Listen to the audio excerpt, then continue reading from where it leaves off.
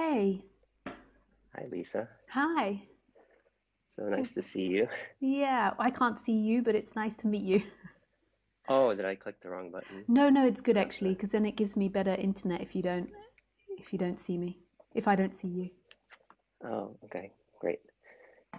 I don't know why I get nervous and stuff. Yeah, So totally. silly. Yeah, you can really take your time, until your nerves calm down. Okay. You don't have to hurry. Well, I've been listening to you for years, so it was very nice on Father's Day to wake up and see you were doing a live stream. Ah, nice. Are you a father? Yes, I have two little ones, but they're with their mom today, but I'll get to see them later today. Ah, nice. So, And you'll get some present, either a oh drawing. yeah, they always come up with something, but I Yeah. told them, the real joy is just seeing them. Oh. I love it. Um, But boy, it's so funny how the timing, it's universe just seems to, when you open up to it, things just seem to happen. Mm. It seems, which brings me to like seeing you this morning and the topic you're speaking on and what people were asking about. Um, like I said, I've been following you for years, and just a quick overlays over maybe a year and a half ago, I had this moment walking into work where what um, where I was located just seemed to move out into the world. Mm. And it was very peaceful. And it wasn't a big wow. It was just peaceful. And it just seemed there was no personal me that was seeking any longer. And it was Mm. just very impersonal, but it was just in everything. Mm. And I remember speaking to a colleague of mine and just her face as she was speaking was where felt the feeling of located was out and everything. Yeah, yeah. And so that, lasted a little while and then went away. And so since then I had periods of that. And I had COVID last year and I got really bad anxiety and I never really had panic attacks ever, so I didn't know what had happened to me. And so I had 7 months of bad anxiety. And And that was a so, result of COVID. I'm sorry yeah, to they hear that. said I had it early on, and so last June, and so there was no info coming out, and I didn't know what had happened to me. And from the isolation, and I guess they say 20% of people who get COVID can get mental illness like depression or anxiety. And so this was unbeknownst to me at the time, but it came out later. And so I spent the last year really working with that, and I'm way better now. And Mm, but oh, good. I'm glad to hear. yeah, it was really scary, but I think in retrospect, I really do think it was a gift from the universe because it was so painful and it was Mm, so just I'd never experienced anything like that before. It was pure hell, mm, mental hell, and but my only um, solace was looking in, was mm, really just to look in. I felt the universe was just reinforcing you need to look here, and mm, the pain was so immense that I had to. There was nothing else that would really remedy it. mm, Um, so my life would turn into I was just spending a lot of time going on walks, spiritual walks, listening to spiritual talks, mm, and living my life. And but what I realized recently was when I had these moments that would just happen where I would move out. mm. I would call it beingness, like it moves out, this impersonal beingness Yeah, moves out into the world. yeah, yeah. That's exactly what I speak about. There's this energetic shift to that. Yeah, and I It's always so heard you speak about it, beautiful. but and when Yeah, it happens, it is the way you say it is, but in other ways, it wasn't the way I and all and thought it would be. But I realized totally, that was the totally. personal me, Yeah, yeah. and I When it saw this first thing. happened to me, I Sorry. never expected it to be like that. I was like, what the hell? Yeah, Yeah, and when I go back to the personal me, I'm excited about it, and I'm yeah. realizing that's that personal me. It's getting excited, and it's the seeker, and it wants it back. But when I'm in the impersonal, what I call beingness, It's just absolutely not caring. yeah, and it's so it's so weird to move back and forth between the two. Yeah, and there will And also be, you also won't recognize it all properly, like what's happening.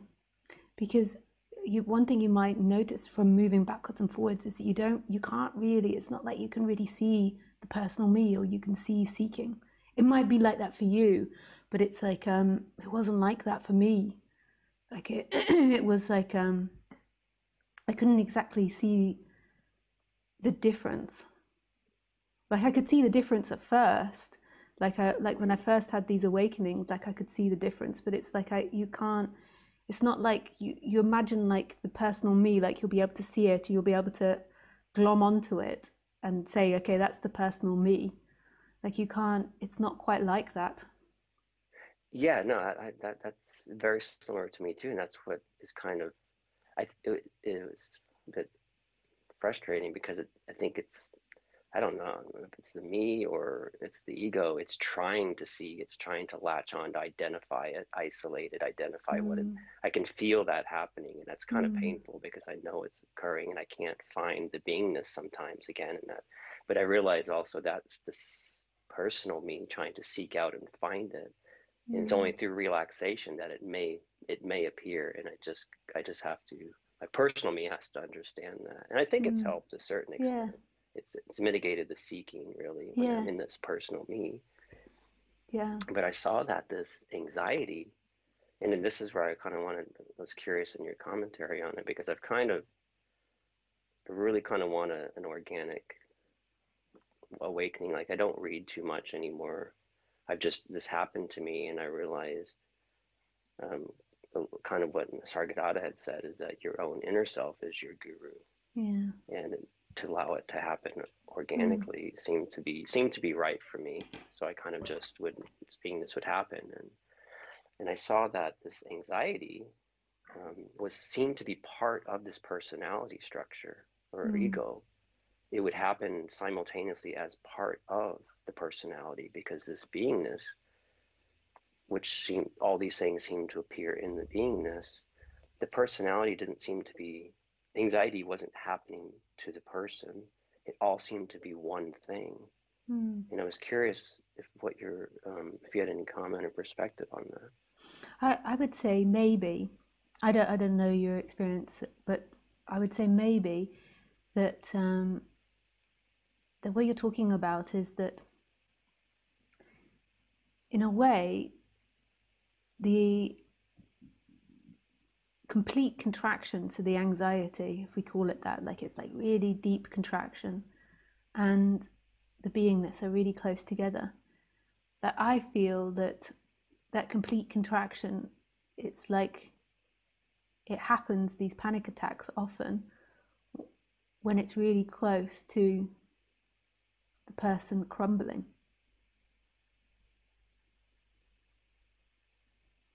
Like so As it's if like it's that, like, like it's really close together, that fear. It's like the opposite to that love or that intimacy or that expansion.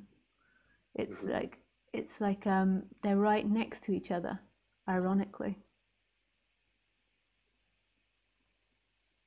It just So doesn't do you feel feel like like it. it's the personality feels threatened in some way or I something? yeah, I would say that maybe what's happening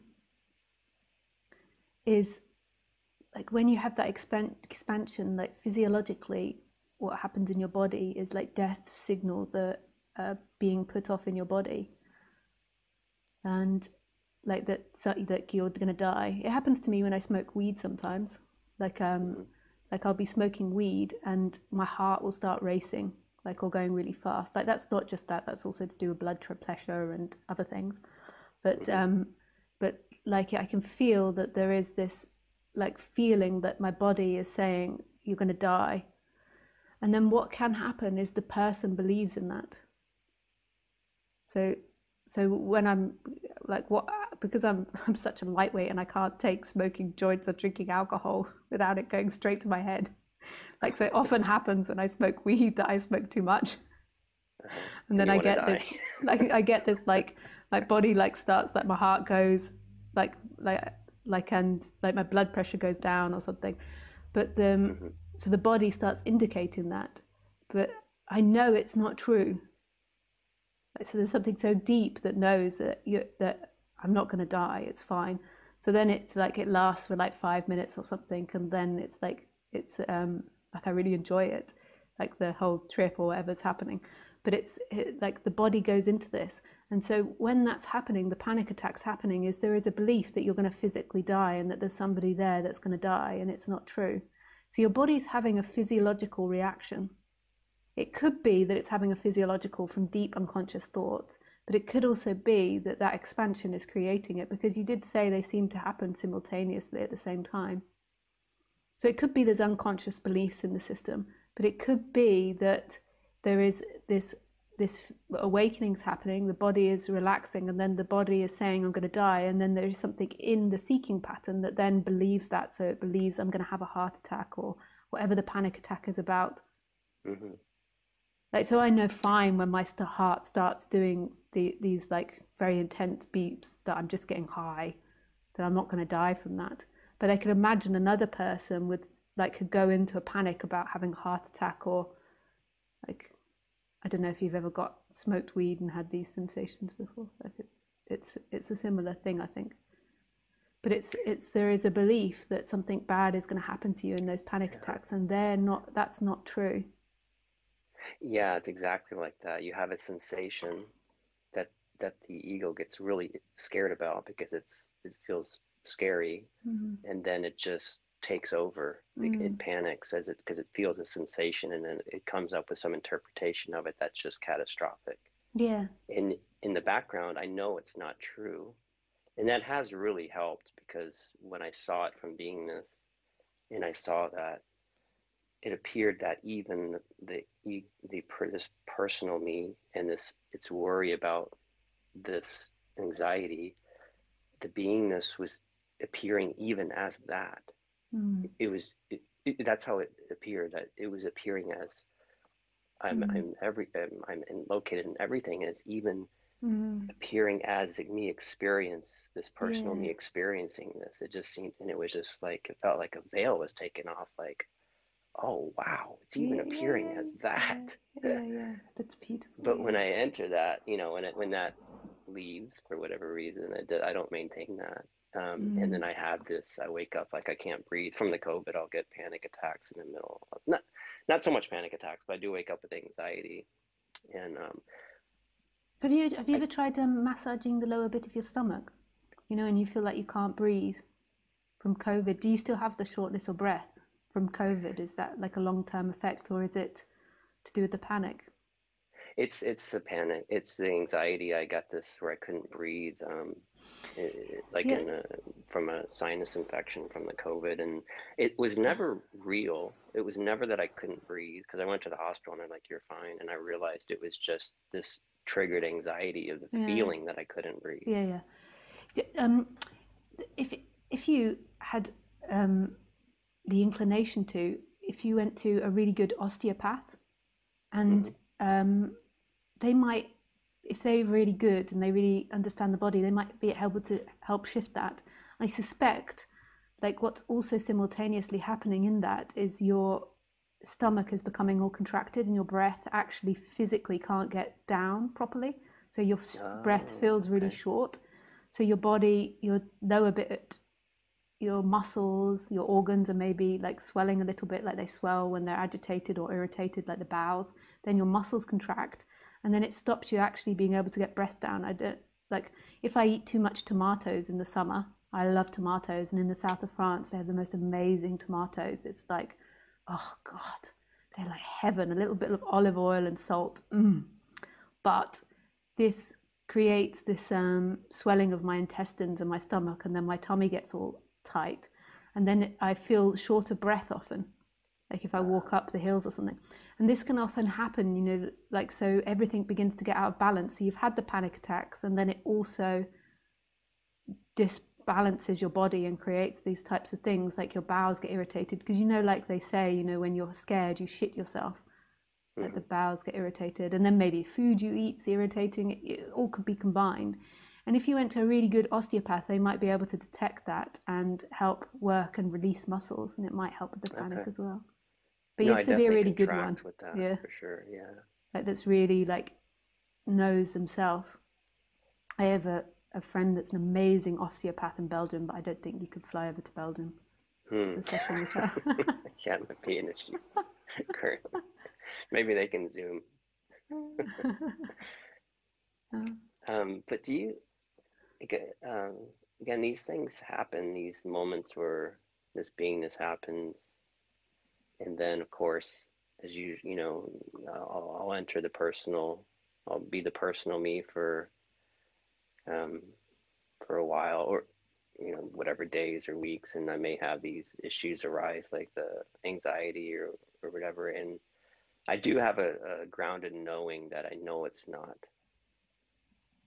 It's this, like I maintain this belief that I know beingness is there. I just can't see it right now, because for some reason I'm so enmeshed or ensconced in the personal me, and I can't. I know I've had many moments of this beingness, but for some reason this personal me ego is so strong. I don't know if it's because of daily circumstances that it reinforces it, but it really can be painful, the knowing of beingness. And I know this is all happening, that beingness Yeah, is the ultimate reality, but it seems to become just now an intellectual thought. yeah. And I know you've gone through this, um, your awakening, and do you have any recommendations for that? No, I really Um, don't. Well, like, so if I speak about it on the personal level, I don't. But if you just give me a moment, like, so if when I say sure, personal level, I think about my thinking. sure, sure. Uh,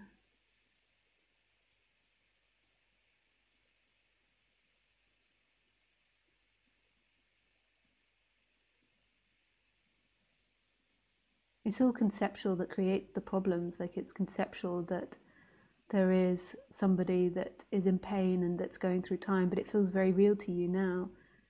Like, so that it's this stickiness with the concepts.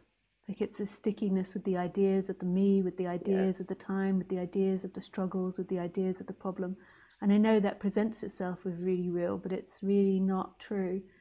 Like, you are this beingness which is here, everywhere, and everything now, and it's totally empty. It's going nowhere and it means nothing. Like, nothing means nothing. Like, who is it that knows that the person comes back? Who is it that knows the beingness? Like, it's like an endless labyrinth that only can end in laughter. Like, it's that's craziness. just, your words are just so spot on. I know it looks like it's Lisa's words, but it's really not Lisa's words. That what you just said there, that was the thing that hit me one night as Yeah, I came back from my walk. I just said there is, to any question, who is it that knows this? yeah, totally. Who has this knowledge that you're seeking that will awaken you? Yeah, And it was just this, just being this being yeah, that happens, but and I actually feel it, like, it feels like it. I know you said it moved out from your head into the world, and I feel this kind of very soothing pull that moves out into the world yeah, or into my experience. yeah.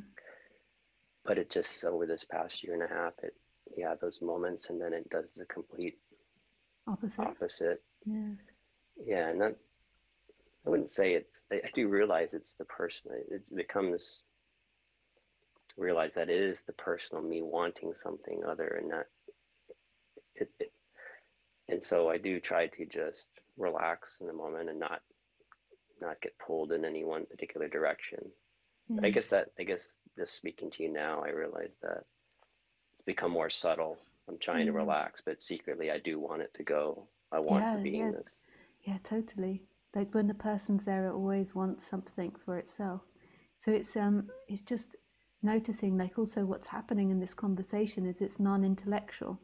Like, I can speak intellectually, like, so the body mind can speak from memory. Like, I can say to you, yesterday I went to the shops, and in a way that is nothingness speaking as well, but it's like involving more thinking aspect. And then there can be this like other speaking that happens. And I think when this other speaking happens, it's like there's a resonance that's happening. It's like nothing speaking to nothing, like two emptinesses speaking to two emptinesses. Like what's speaking now is the same as what's hearing there. Yeah. So did it for you? A transition happen to where to beingness was more the predominant knowing? Like, because it seems to flip back where it quickly translates into a personal intellectual belief that, oh, this is how beingness works, and this is how, and but that seems to be for the majority of like time, that seems to be the prominent I can't really thing. tell. I can't really tell. What it feels like is it feels like sorry, my partner just came in. So it feels like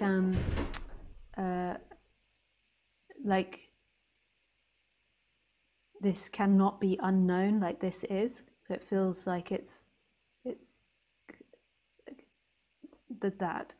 I can say that the characters like had an evolution over the years since it happened, but I don't know if the person's meing and being, I think that's what it's called, meing or being, like that's impossible to detect. I can't detect that anymore. It's like that just seems absolutely irrelevant. I don't really think about it. I only think about it because people ask me. So when people ask, I know. So yeah, but certainly my character's been through like a lot of changes in the last 10 years and evolved loads, and like dark stuff's come out of the Lisa character, shadow stuff, nice stuff, beautiful stuff, understanding, like learning lots of things.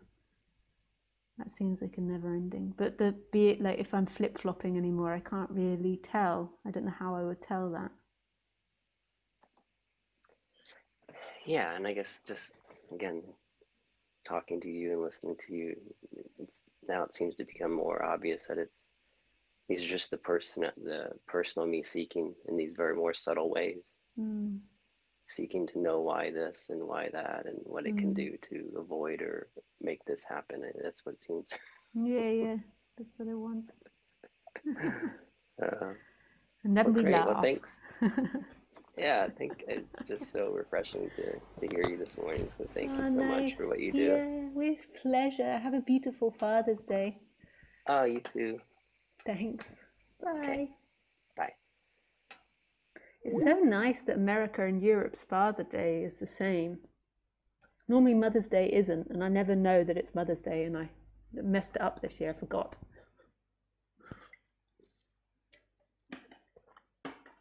Okay. That's enough for today. So thank you. If I didn't answer your questions, thank you for writing your questions in. And I shall vamoose about the house. I shall move. No, I shall leave. That's what that interprets. It's Scottish, I think. Vamoose about the house. I don't know. My dad was Scottish and he always used to say that. Vamoose about the house. Could be Canadian. Sounds also Canadian. Yeah. Anyway, I wish you everything. And it's not just one thing or two things or three things. I wish you everything. And I shall see you next Sunday. Lots of love.